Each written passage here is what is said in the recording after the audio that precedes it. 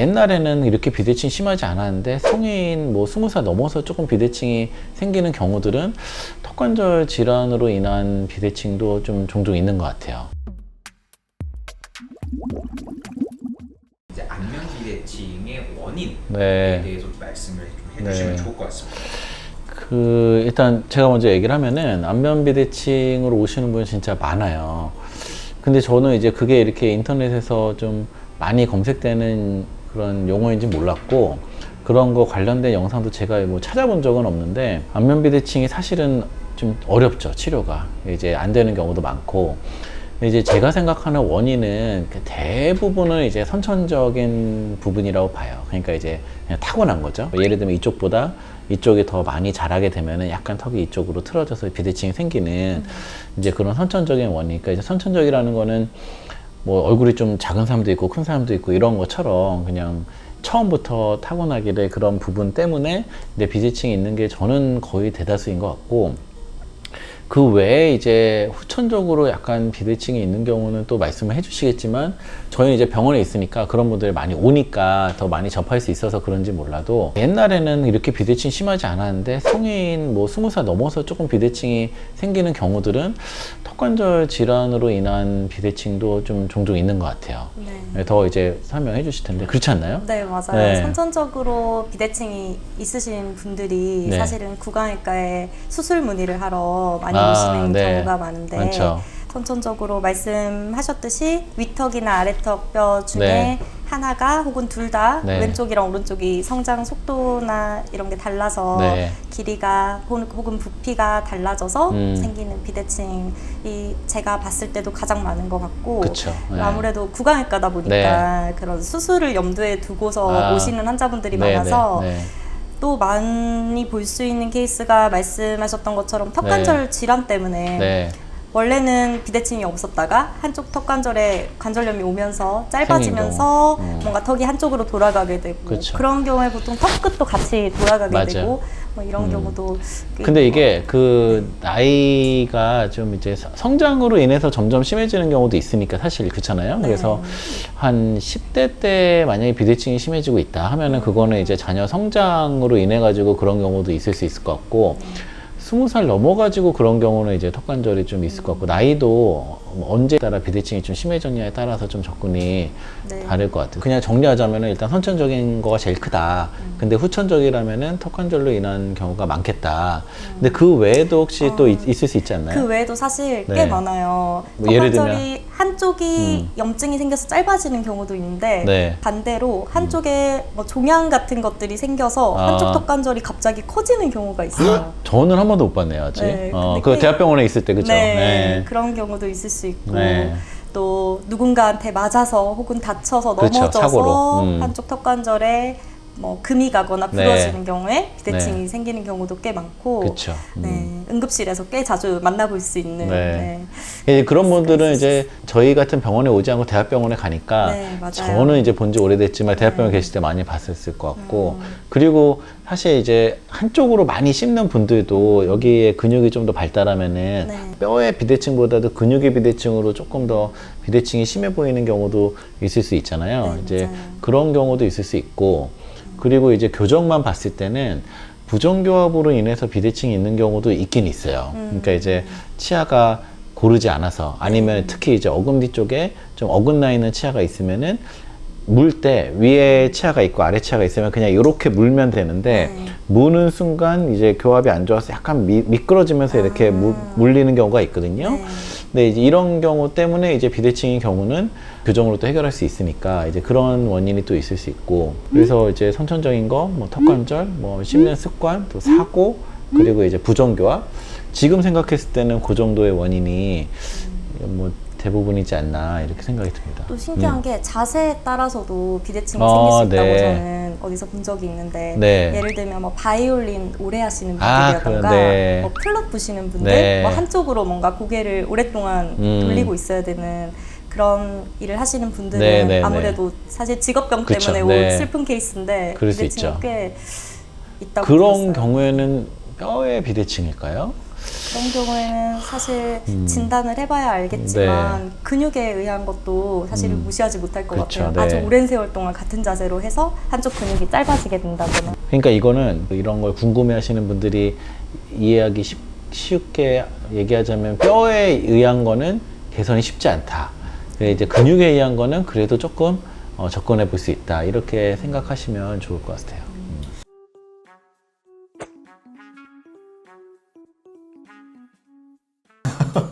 일단은 그 연조직 있잖아요. 피부가 한쪽이 좀 두꺼워졌다든지 대부분 근육이 두꺼워져요. 근육의 비대칭은 생각보다 많이 생길 수 있거든요. 한쪽으로만 식사를 한다든지 한쪽으로만 뭐 턱을 갠다든지 그런 근육 비대칭은 아무래도 그쪽 근육을 좀 풀어주는 도수 치료라든지 보톡스 같은 거 놔서 근육의 볼륨을 줄여주면 해결될 수가 있는데 뼈의 길이가 자체가 다른 거를 어떤 뭐 도수 치료나 그런 장치 치료만으로 고칠 수는 없고 예를 들면 고치는 것처럼 보일 수는 있죠. 뼈가 이게 틀어져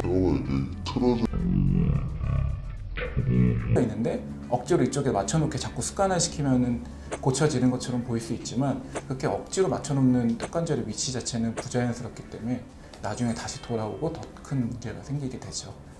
그래서 그 경도의 비대칭, 그러니까 뼈 자체가 틀어지지 않고 약간 근육만 비대칭이 있는 것들은 해결 가능하지만 나머지 부분들은 사실 해결이 불가능하다고 생각을 합니다. 그래서 거기 말씀하신 그런 이렇게 전후 그런 사진들이나 이제 봤을 때 이렇게 드라마틱하게 보이는 것들은 원인이 이제 뼈의 문제가 아닌 어떤 근육의 문제여서 그렇게 됐을 수 있을 것 같고 그래서 이제 오신 분들에게 저희도 이제 진단을 해서 이게 근육의 문제다 싶으면은 그런 거에 도움을 받으면 좀 나아질 수 있다 말씀을 드리고 뼈의 문제다 하면은 이거는 그런 거에 도움을 받아도 개선되지 않으니 원하시면 수술적인 방법밖에 없다 이렇게 말씀을 드려요. 그래서 근육이 원인인지 뼈의 원인인지 이거에 대한 진단이 제일 중요하고 해결할 수 있는 거는 딱 이제 근육까지가 가능한 거고요. 뼈의 비대칭은 그거는 수술 말고는 어디서도 해결할 수는 없어요. 그래서 이제 그렇게 확실하게 설명을 해드리고 있어요. 진단이 중요합니다.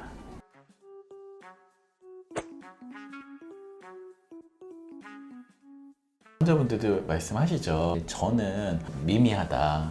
그런 어떤 전체적인 자세나 그런 것들과 턱관절의 관계가 아예 없다고 볼 수는 없지만 여기가 틀어졌기 때문에 턱에 문제가 있어서 여기를 잡으면 또 몸이 바르게 되고 이렇게는 좀 비약이지 않나. 일단 저희는 의료인이기 때문에 어떤 치료를 할 때는 항상 입증된 치료를 해야 돼요. 입증됐다는 건 뭐냐면 단연간의 데이터가 쌓이고 이게 안전하다는 게 교과서적으로 이렇게 입증이 돼 있어야 되거든요.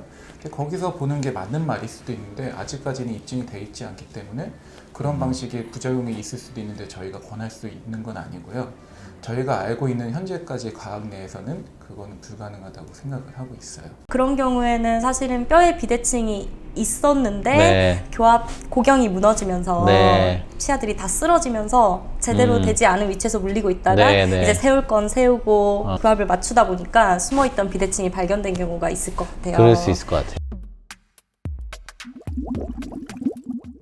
교정이 끝나고 물침이 생긴 것 같다라고 말씀하시는 분들이 되게 많으세요. 이게 네. 실제로 그런가요? 그런 얘기를 많이 듣지는 않았었어요. 근데 질문이 많이 올라온다 하니까 이렇게 생각을 해봤는데 교정 후에 또 후천적으로 약간 턱관절 질환이 있으면서 약간 비대칭이 생기는 경우 이런 경우 첫 번째랑 두 번째는 교정하면서 이제 교합이 좀 잡히면은 그게 오히려 좀 교합이 변하면서 무는 게 좀 달라져 가지고 예전에 있던 그런 비대칭이 조금 드러나는 경우가 있을 수도 있겠다. 그런 생각은 들었는데 저도 인지할 정도로 크게 그렇게 일어나지는 않는 것 같아요. 굳이 원인을 설명하자면 그런 것 같고. 저는 거기에 대해서 또 네. 생각을 좀 해봤는데 네. 방금 말씀하신 것처럼 이제 교정을 하고 나서 원래 물리던 교합이 달라져서 네. 비대칭이 이제 발견되는 것 같다라고 네. 해주셨는데 제 생각에도 교정을 만약에 하기 전에 교합이 안정적이지 네. 않고 치아가 쓰러질 것처럼 네. 기울어져서 그런 분도 있죠. 물리시는 네. 분들이 계시잖아요. 네. 그래서 치아가 막 마모되어 있고 마모되어 있는 면들끼리 막 씹히고 있고 그렇죠. 네, 그런 경우 있죠. 그런 경우에는 사실은 뼈의 비대칭이 있었는데 네. 교합 고경이 무너지면서 네. 치아들이 다 쓰러지면서 제대로 되지 않은 위치에서 물리고 있다가 네, 네. 이제 세울 건 세우고 교합을 맞추다 보니까 숨어있던 비대칭이 발견된 경우가 있을 것 같아요. 그럴 수 있을 것 같아요. 두 번째로는 네. 교정을 하게 되면 이제 교정이 끝날 때쯤에 외모에 갑자기 관심이 좀 많아질 수가 있어요. 네. 사실 저도 교정을 했지만은 교정기 붙이고 있을 때는 거울 보기가 싫었어요. 아. 장치가 있으니까 그럴 수 있군요. 너무 못생겼고 막 보기가 싫고 이런데 교정 디본딩, 그러니까 교정 장치를 떼는 아이고, 날부터는 막 거울을 달고 살았어요.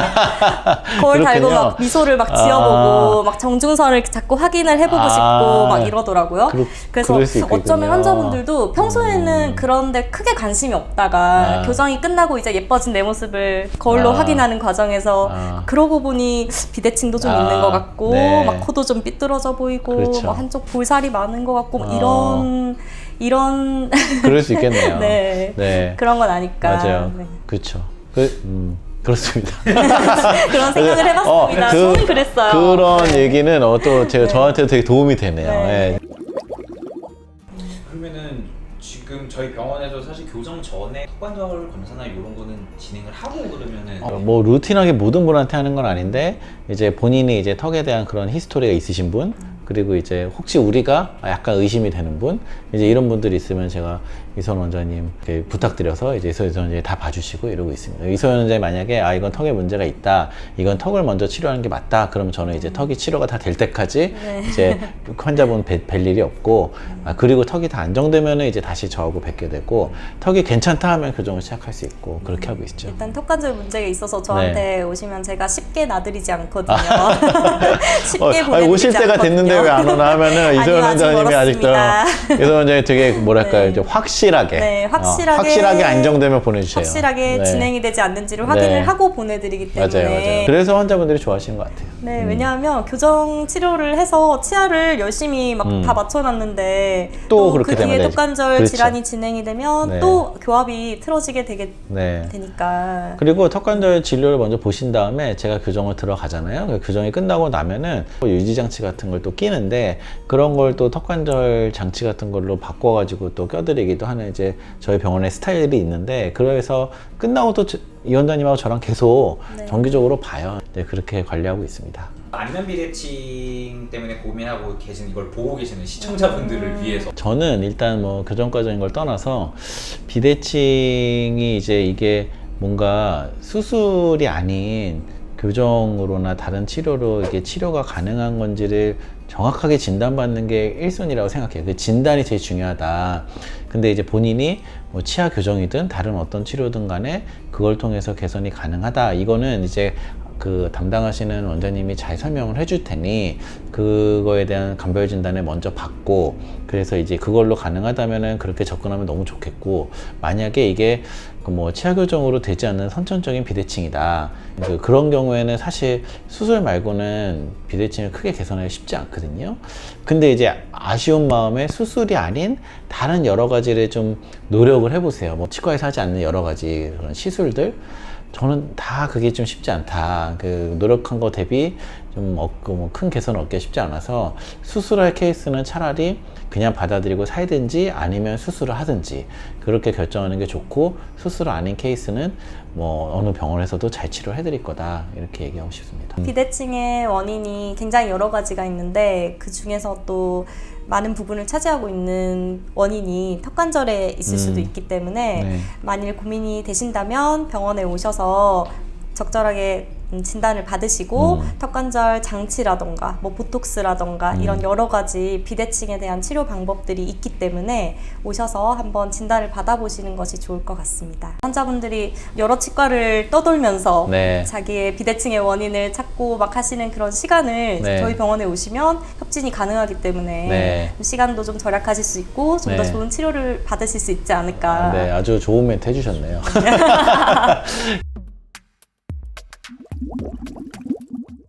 그러면 이제 이게 의견이 굉장히 분분한데 안면 비대칭이 생겼을 때 교정과로 가야 되냐, 이거를 구강외과를 가야 되냐.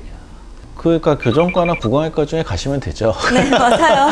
네, 어디로 거기서 가도 뭐 보내주시겠죠, 그렇죠. 만능과로? 알아서 이제 이게 이쪽으로 가시는 네. 게 좋겠다 얘기를 해주실 건데, 근데 이제 교정과 입장에서는 아까 얘기했듯이 이제 일단 첫 번째로 나이를 보고요. 나이가 만약에 어려서 성장기다, 아직 키가 크고 있고 성장하고 있다 이러면 선천적으로 약간 비대칭이 있는 경우도 조금 개선할 수가 있거든요. 뒤에서 얘기 드리겠지만 뭐 장치 치료 뭐 이런 걸 통해 가지고 조금은 나아지게 할 수 있기 때문에 어린아이 같은 경우에는 교정과에서 진단받아 보는 것도 나쁘지 않을 것 같고, 그리고 성인이다 하면은 이제 자기가 부정교합이 있는 것 같은 그런 의심이 든다, 아니면 뭔가 불편한 게 있다 하면은 자기가 아까 얘기했듯이 물 때 약간 틀어서 무는 것 같다, 이런 게 있으면은 교정과에서 좀 이게 부정교합으로 인한 비대칭인지 확인해 보는 거 좋을 것 같고, 근데 이제 그런 두 개에 해당하지 않고 아예 이제 수술이 필요할 것 같은 일반적인 선천성인 비대칭이다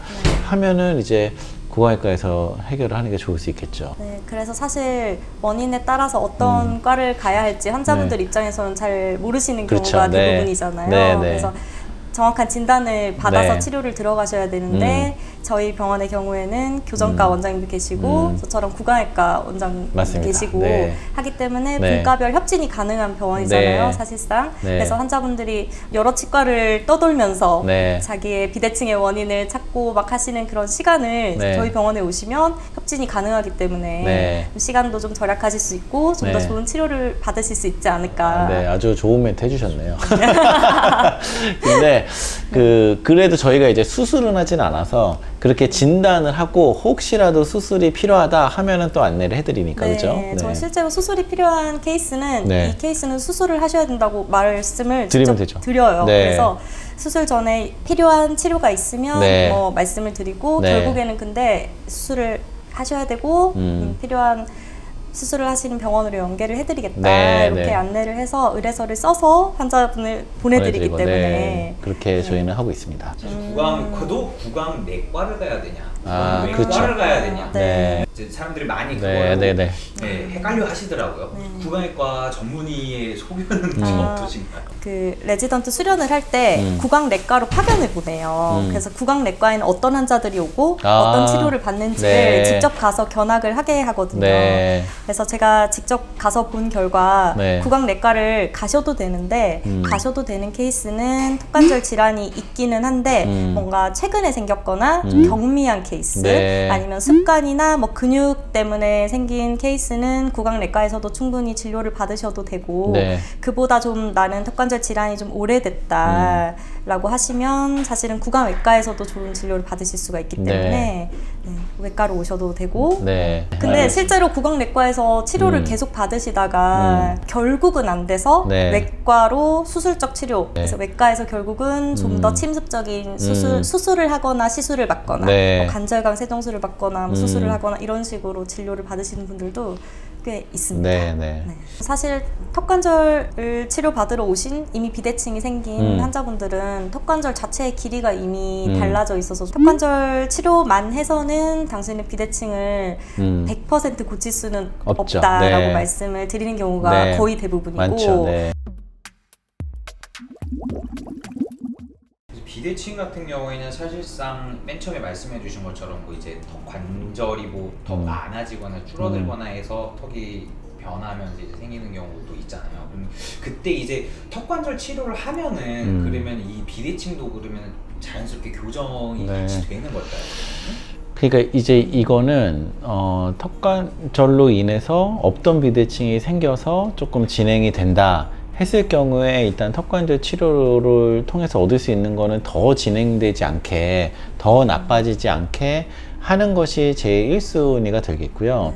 그리고 나서 그게 안정이 되고 나면은 이 틀어짐으로 인해서 또 교합도 맞지 않는 부분들은 필요하다면은 이제 교정 치료를 마무리를 하는 이제 그렇게로 이제 어떤 프로토콜을 잡고 있는데, 근데 이제 턱관절 치료만으로도 비대칭이 좀 개선되냐고 물어보시는 분들이 많아요. 네, 그거 맞습니다. 어떻게 대답을 하세요, 그러면? 저는 사실 턱관절을 치료받으러 오신 이미 비대칭이 생긴 환자분들은 턱관절 자체의 길이가 이미 달라져 있어서 턱관절 치료만 해서는 당신의 비대칭을 100% 고칠 수는 없죠. 없다라고 네. 말씀을 드리는 경우가 네. 거의 대부분이고 많죠. 네. 뭐 근육이나 자세 때문에 생긴 거는 좀 교정을 통해서 턱관절 치료를 통해서 네. 턱이 좀 나아지면서 근육도 풀리면서 한쪽으로만 씹는 습관을 좀 줄이거나 네. 자세를 좀 바르게 하면 좀 좀 나아질 수는 있다라고 설명을 드리기는 하는데요. 네.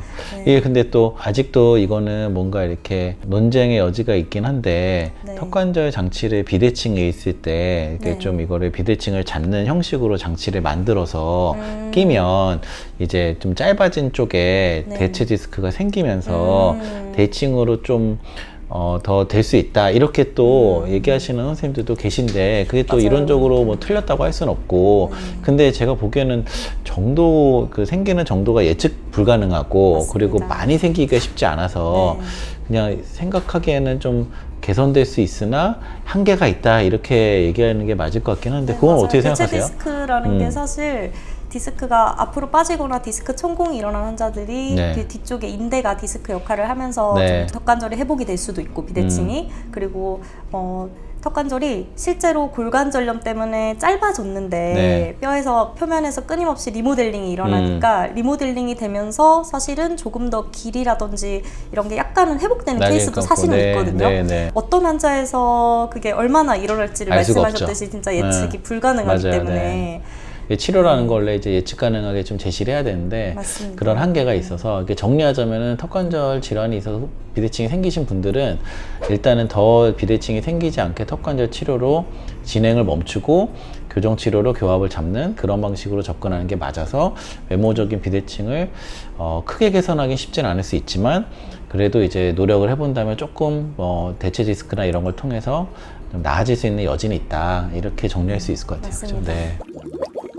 이제 구강외과에서 턱관절 하면은 사실 제일 이제 사람들이 많이 알고 있는 게 양악 수술이죠. 그쵸. 그쵸. 네. 수술적인 개념에서 이 안무 변화가 어느 정도에서 뭐 요거는 되고 이거는 안 변하고 약간 좀 이렇게 좀 나눠서 볼 수 있을까요? 네, 일단 양악 수술이라고 하면 상악이랑 하악을 다 수술하는 거. 그래서 양쪽 악궁을 다 수술한다고 해서 양악 수술이라고 하거든요. 그래서 양악 수술로는 사실은 거의 제한은 없어요. 15mm 이상 상악을 뭐 안쪽으로 넣는 건 불가능하고 뭐 이런 수치들은 가이드라인은 어느 정도 있지만 대부분의 사람에게는 거의 다 적용이 될 수가 있고요. 그래서 모든 방향으로 다 움직일 수 있어요. 상악이나 하악을 전 후방으로도 움직일 수 있고 아래 위 수직 그리고 좌우로 다 움직일 수 있고 그리고 뭐 이렇게 회전하는 방향으로도 다 움직일 수 있어요. 그래서 요즘에는 그런 걸 3D로 다 진단을 하기 때문에 거의 0.5mm 단위로 수술이 가능하거든요. 그래서 뼈를 그렇게 다 맞추는 건 가능한데 연조직은 또 다른 문제인 게 인중이라든지 입술이라든지 턱끝이라든지 하는 것들은 그런 상악골이나 하악골의 이동량과 반드시 같이 가는 게 아니라 그렇죠. 네. 오랫동안 적응돼 있던 게 있으니까 그죠? 근육이나 이런 것들 오랫동안 적응을 했기 때문에 우리가 수술을 한다고 100% 그게 따라가는 게 아니라서 그렇죠. 정확한 네. 예측은 힘들고 그래서 수술을 하고 나서도 사실 연조직에 비대칭이 있는 경우에는 그게 100% 확실히 개런티가 되진 않는다 이렇게 설명을 하기는 하거든요. 근데 아무래도 이제 교정으로 치아를 이동시키는 것보다 확실히 뼈를 자체를 이동을 시켜버리게 훨씬, 되면은 네, 안모 많은- 변화는 그렇죠. 굉장합니다. 네. 인생 2회차, 네. 뭐 인생 그러니까요. 제2막이라고 할 정도로 환자분들 만족감이 굉장히 크신데 어쨌든 그런 턱관절 수술을 해서 맞추든 양악 수술을 해서 맞추든 간에 뼈의 위치가 달라지게 되면 기존의 교합은 다시 달라지게 되기 때문에 맞아요. 어떠한 경우에라도 교정과와 협진은 반드시 네. 진행이 되어야 되고 교정도 수술 전후로 진행이 네. 되어야 됩니다. 양악 수술 하나, 턱관절 수술 하나 이제 네. 교정을 보통 같이 하게 되는데, 그쵸. 근데 그 수술은 부작용이나 위험성에 대해서 되게 걱정을 많이 하시는데 그런 것들을 좀 걱정하시는 분들한테는 어떻게 설명하세요? 걱정하시는 분들한테는 요즘은 많이 네. 안전해졌다. 네. 약제도 많이 안전해졌고 기술도 많이 발달을 했기 때문에 예전처럼 막 사고로 막 뉴스에 나오고 이런 경우는 요즘에는 네. 더군다나 큰 대학병원에서는 거의 발생하지 않는다라고 맞아. 보셔야 된다. 네. 근데 저희도 이제 보통 이제 수술을 자기가 해야겠다 생각하신 분들은 수술하는 병원에 가기 때문에 저희 병원으로 오는 경우가 많지는 않은데 근데 이제 저희 병원 오는 거는 그런 거죠. 이거를 수술 안 하고 해결하고자 하는 분들이 오게 되죠, 보통은. 그러면 이제 개선해 줄 수 있으면 너무 좋고, 그리고 아니면은 한계를 설명하고 최대한 개선을 하고 이렇게 접근을 하지만, 근데 이제 이거 아무리 봐도 이거는 수술밖에 답이 없다 그러면은 이제 정확하게 이제 말씀을 드리면 나중에 교정하고 수술하면서 계속 뵈니까 끝나고 나서 어려운 결정을 했지만 만족하시는 분들이 많아요. 그죠? 특히 여자분들 특히나 그렇고. 예. 궁금한 게 예를 들면 비대칭이 있거나 뭐 주걱턱이 네. 있거나 이런 환자분들이 뭐 성장 중에 병원에 내원하는 경우에 네. 이런 환자는 수술을 염두에 두고 교정을 하는 경우와 네. 그리고 수술을 염두에 두지 않고 교정을 하는 방법이 좀 다른 걸로 알고 있는데 네. 그런 건 어떻게 그러니까 결국에는 정도의 차이죠. 이게 이제 심하지 않으면 이거는 교정으로 충분히 성장 조절해서 가능하겠다. 그러고 나서 이제 그런 치료를 하는 거고, 이제 너무 심하다 그러면 이제 이거는 하더라도 뭐 수술에 대한 거가 가능성이 있다 이제 말씀을 드리고 이제 하는데, 이런 수술을 염두에 두고 하나 그런 정도가 심하나 적으나 치료하는 방식은 비슷하고요. 근데 이제 좀 아까도 설명드렸지만 그래도 시도를 해봐서 하는 게, 그래도 수술이라는 거 워낙 큰 기회비용이다 보니까 이제 좀 시도해보는 게 좋지 않나 이렇게 생각을 하고 그렇습니다.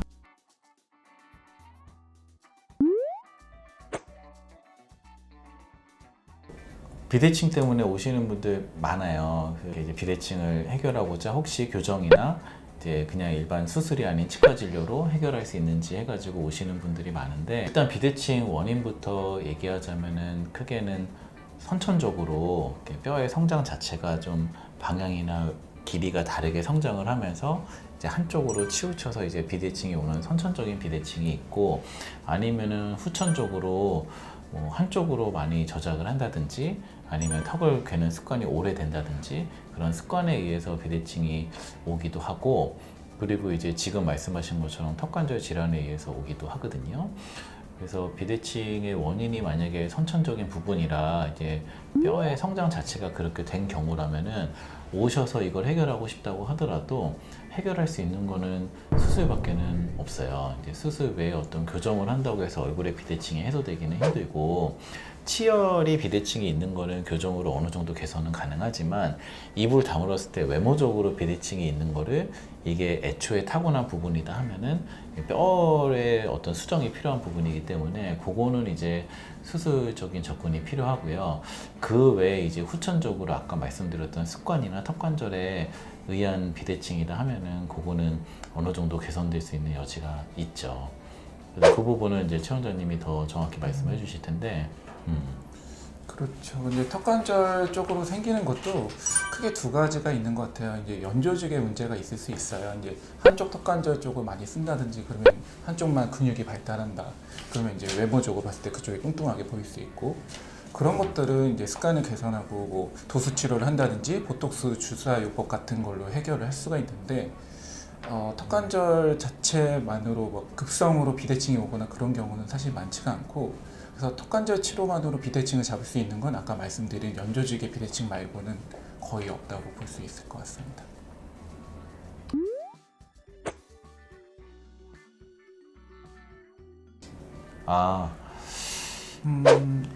그거는 가장 중요한 건 사실 엑스레이를 통하는 검사가 되게 중요해요. 뼈의 길이가 첫 번째로 알아야지 이 사람이 진성으로 뼈의 길이가 달라서 비대칭이 있는 건지, 아니면 뼈의 길이는 정상인데 턱관절 한쪽이 많이 부어서 갑자기 급성으로 비대칭이 온 건지, 그런 것들을 알 수가 있는데, 말씀드린 것처럼 갑자기 한쪽이 부어서 비대칭이 급성으로 왔다, 그런 건 턱관절 치료하면 다시 원래대로 돌아갈 수 있는데, 성장에 따라서 뼈의 길이가 달라진 것 자체는 사실 수술적인 방법밖에는 없는 것 같아요.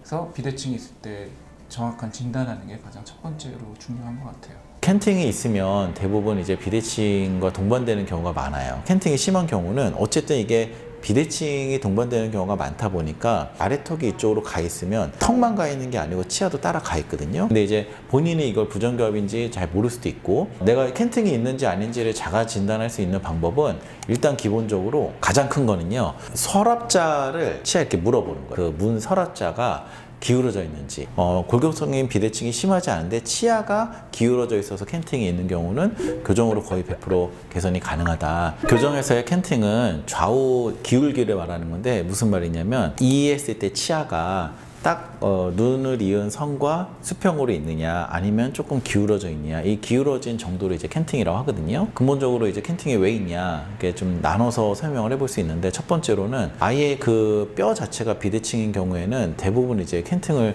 동반하는 경우가 많습니다. 예를 들자면 누구나 이제 비대칭은 조금 있지만 눈의 높이도 그렇고 코의 높이도 그렇고 입꼬리도 그렇고 전체적으로 어느 한쪽이 기울어져 있는 분들이 있어요. 조금씩은 다 그렇습니다. 그리고 예를 들면 아래턱이 좀 왼쪽으로 가 있다 그러면은, 그런 경우에 보통 어떻게 되냐면 얼굴이 전체적으로 이렇게 돼 있기 때문에 뼈부터 다 이런 식의 기울기를 가지는 경우가 있죠. 이런 경우에는 뼈 자체가 이렇게 기울어져 있기 때문에 거기에 이제 치아가 배열이 돼 있으면 치아는 뼈에 이렇게 박혀 있잖아요. 그러니까 치아도 같은 기울기를 이렇게 갖게 되는 거예요. 그래서 골격성인 비대칭이 있는 경우에는 어느 한쪽으로 이제 치아도 기울어져 보이는 이제 그런 캔팅의 현상을 발견할 수가 있고, 또 하나는 이제 비대칭이 그렇게 심하지 않은데 그 치아 자체의 치축이 조금 기울어져서 이제 캔팅이 있는 것처럼 보이는 경우가 있습니다. 이제 그런 경우에도 치아를 이해해서 보면 어느 한쪽이 내려와 있고 한쪽이 올라가 있어서 이런 기울기를 갖고 있는데, 골격적인 비대칭이 있는 경우는 뼈 자체도 비대칭이기 때문에 교정으로 개선하는 게 개선이 어느 정도 될 수 있지만 약간의 한계가 있을 수 있다, 이렇게 생각을 한다면 골격성인 비대칭이 심하지 않은데 치아가 기울어져 있어서 캔팅이 있는 경우는 교정으로 거의 100% 개선이 가능하다, 이렇게 말씀드릴 수 있을 것 같습니다. 캔팅이 있으면 대부분 이제 비대칭과 동반되는 경우가 많아요. 저도 사실 조금 캔팅이 있거든요. 근데 캔팅이 있는 상태에서 심하지 않은 경우에는 거기서 교합이 자연스럽게 시팅이 돼가지고 부종교합이나 교합에 문제가 있는지 않은 경우도 있습니다. 근데 캔팅이 심한 경우는 어쨌든 이게 비대칭이 동반되는 경우가 많다 보니까 아래턱이 이쪽으로 가 있으면 턱만 가 있는 게 아니고 치아도 따라 가 있거든요. 그래서 교합 자체가 약간 부정교합이 경우가 많아요. 근데 이제 본인이 이걸 부정교합인지 잘 모를 수도 있고 그냥 적응이 되어서 살고 있기 때문에 병원에서 이제 진단해 보면 보통 이제 앞니가 기울어져 있는 분들은 어느 한쪽이 조금 덜 물리고 어느 한쪽이 좀 잘 물리고 뭐 이런 좌우에 씹는 면에 좀 차이가 있는 교합에 문제가 있는 경우가 있거든요. 보기에 약간 캔팅이 있는 것 같다 그러면은 내가 혹시 이제 부정교합으로 인해서 치료가 필요한 게 아닌가 검진을 받아보시는 걸 추천드립니다. 내가 캔팅이 있는지 아닌지를 자가 진단할 수 있는 방법은 일단 기본적으로 가장 큰 거는요, 서랍자를 치아에 이렇게 물어보는 거예요. 그 문 서랍자가 기울어져 있는지, 이렇게 이걸 보면 이제 내가 캔팅이 있는지 아닌지 가장 기본적으로 쉽게 판단해 볼 수 있거든요. 근데 이제 그 캔팅이 있다고 꼭 치료가 필요한 건 아니고, 아까 말씀드렸듯이 이게 이제 부정교합과 연관이 되는 경우, 아니면 본인이 이걸로 인해서 심리적으로 너무 신경 쓰이는 경우, 왜냐면 기울어져 있으면 치아가 좀 삐뚤어 보이고 그러면 웃거나 말할 때도 좀 뭔가 이렇게 좀 틀어져 보이는 이런 양상이 있거든요. 그러니까 심리적으로든 기능적으로든 개선이 필요한 경우에는 이제 캔팅도 교정을 통해서 어느 정도 개선할 수 있습니다. 골격적인 선천적인 부분으로 인한 건지 아니면 치아에 문제가 있어서 있는 건지, 그 두 가지의 이유가 가장 큰 원인이 아닌가 싶습니다. 굉장히 많죠. 왜냐하면 직관적으로 웃거나 말할 때 치아가 보이는 부분이라 내가 좀 기울어져 있어서 그것 때문에 이제 치료를 하고자 하시는 분들 굉장히 많은데, 오셨을 때 만약에 이게 치축 자체가 좀 삐뚤고 치아가 삐뚤어 가지고 있는 캔팅이다 그러면은 말씀을 드리죠. 이거는 이제 교정을 통해서 치아를 제 위치로 위치시키고 내려간 부위를 조금 이렇게 올리고 그거 따라서 아래턱도 같이 맞춰주면은 어느 정도 완전한 수평을 얻을 수 있다. 그러면은 뭐 웃거나 말할 때 훨씬 좀 정리가 될 거다, 이렇게 이제 말씀드릴 수 있는 케이스도 있고요. 근데 이제 골격적으로 비대칭이 심해 가지고 캔팅이 있는 경우는 한계가 있죠. 완전한 개선이 어려운 경우도 있습니다. 그래서 그럴 때는 교정을 할 수 있는 노력은 웃거나 말할 때 기울어진 느낌을 최소화할 수 있도록 최선을 다하는 거, 완전하진 않더라도 이제 거기까지가 이제 교정으로 할 수 있는 영역이 되겠고, 그리고 그 동시에 그걸로 인한 부정교합을 교정으로 할 수 있는 선에서 최대한 개선하는 거. 완전하진 않지만 그래도 이제 지금보다는 조금 나아질 수 있는, 그래도 그런 어떤 한계를 명확히 설명을 드리고 거기에 동의하시면 이제 치료를 시작하는 그런 과정을 거치고 있습니다. 근본적으로 이게 만약에 비대칭이 너무 심한 캔팅이다 그러면 환자 입장에서는 캔팅만 보이는 게 아니고 비대칭이 당연히 눈에 보일 거예요. 그래서 이제 이 안면 비대칭을 개선하고 싶다 한다면 교정으로 할 수 있는 영역이 어느 정도는 있어서 그걸로 인해서 어느 정도 개선을 얻더라도 나는 그것보다는 조금 더 확실한 변화를 원한다 하면 이제 어쩔 수 없이 양악수술 같은 수술적인 방법으로 갈 수밖에 없습니다. 양악수술은 결국에는 뼈 자체를 수평으로 맞추는 거기 때문에 기울어져 있는 위턱뼈도 가운데로 맞추고 아래턱 가 있는 것도 가운데로 맞출 수가 있거든요. 그렇게 하면은 뭐 완전한 수평과 캔팅의 코렉션이 가능하죠. 재발은 캔팅이라고 다른 것보다 더 재발이 잘 되냐 그런 건 없습니다. 그냥 재발은 다른 어떤 그 교정 치료를 하고 나서의 재발의 위험성과 동일합니다. 캔팅이라고 더 재발이 잘 되냐 제가 느끼기에는 딱히 그렇진 않고, 그래서 이제 일반적인 다른 교정 끝나신 분들이 하는 어떤 고정식 유지 장치랑 가짜치 유지 장치를 동시에 하면은 큰 틀에서는 뭐 심한 재발이 일어나지는 않는 것 같습니다. 환자분들 중에서 그런 거 여쭤보시는 분들이 많아요. 치아가 이제 수평인데 입꼬리가 조금 기울어져 있어가지고 나는 이게 입꼬리가 좀 치아를 따라서 수평이 됐으면 좋겠다 하는 분들이 있는데, 치아를 움직인다고 입꼬리가 개선되는 건 아니거든요. 이거는 기본적으로 비대칭에서 오는 겁니다. 이렇게 뼈가 약간 기울어져 있기 때문에 코의 높이도 눈의 높이도 입꼬리의 위치도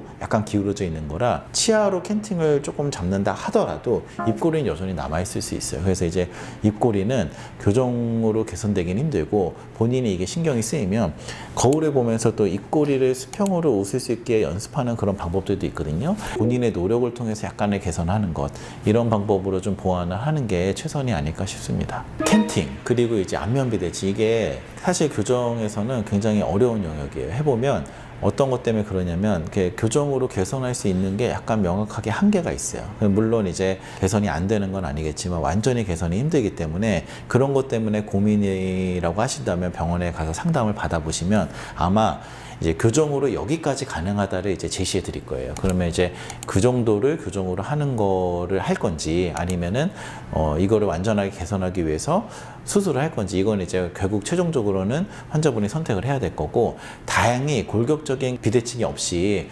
치아의 문제로만 캔팅이 있는 경우는 완전한 해결을 할 수 있는 경우가 많으니까 그거에 대해서는 이제 한번 상담을 받아보시는 거를 추천드리겠습니다. 안녕하세요. 구강악 안면외과 원장 이소연입니다. 오늘은 환자분의 치료 사례에 대해 말씀을 드릴 텐데요. 뼈의 좌우의 높낮이가 다르거나 혹은 치아의 높낮이가 달라서 생기는 수직적인 기울기를 우리는 전문 용어로 캔팅이라고 부릅니다.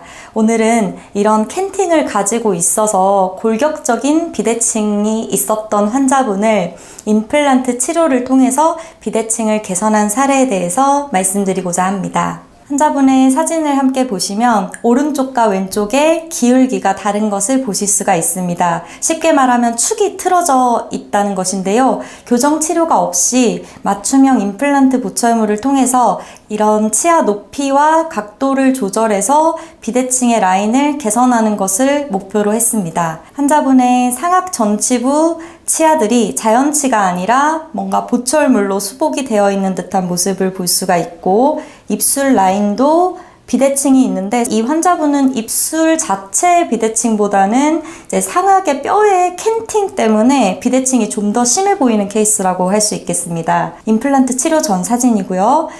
치료 전 사진을 좀 더 면밀하게 보시면 이제 상악 전치부와 그리고 하악 전치부는 보철물로 되어 있고, 하악 전치부가 잇몸이 좋지 않아서 위로 정출된 모습을 볼 수 있습니다.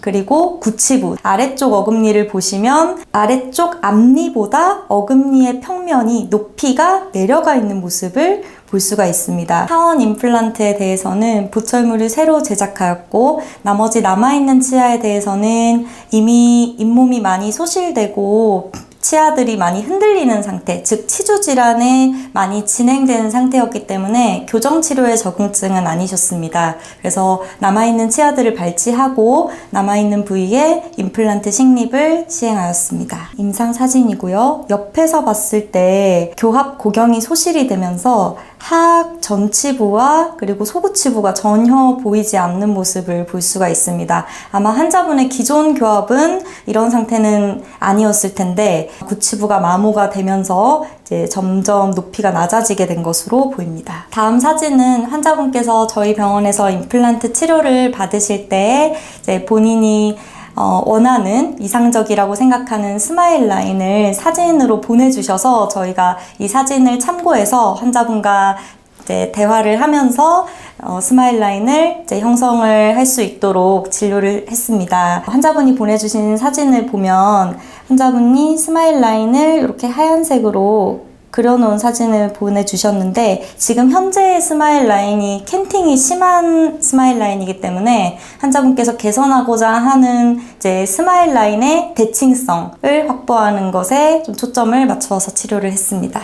환자분의 임시 치아를 세팅을 하고 나서 이제 환자분이 좀 더 개선하고 싶은 부분을 함께 대화를 나누어 가면서 수정을 이제 여러 번 거치게 됩니다. 한 번으로 끝나는 치료는 아니고요. 이 사진에서는 초진 사진에 비해서 환자분의 캔팅도 많이 개선이 되고 그리고 잇몸 라인도 처음보다는 훨씬 이제 덜 보이지만 아직도 왼쪽은 조금 더 보이는 모습을 볼 수가 있는데요. 환자분께서는 이제 첫 임시치아 끼운 모습이 이 사진인데 여기에서 치아 사이에 이 간격을 조금 더 열려있는 모습으로 수정을 하고 싶다라고 하셔서 그 의견을 반영하여서 최종 보철물을 제작하였습니다. 그리고 환자분은 이제 교합 고경이 소실된 상태였기 때문에 구치부에도 임시치아를 이제 제작하여서 하악이 안정된 위치로 이제 갈 수 있도록 치료를 진행하였습니다. 이것은 환자분의 최종 보철물 상태입니다.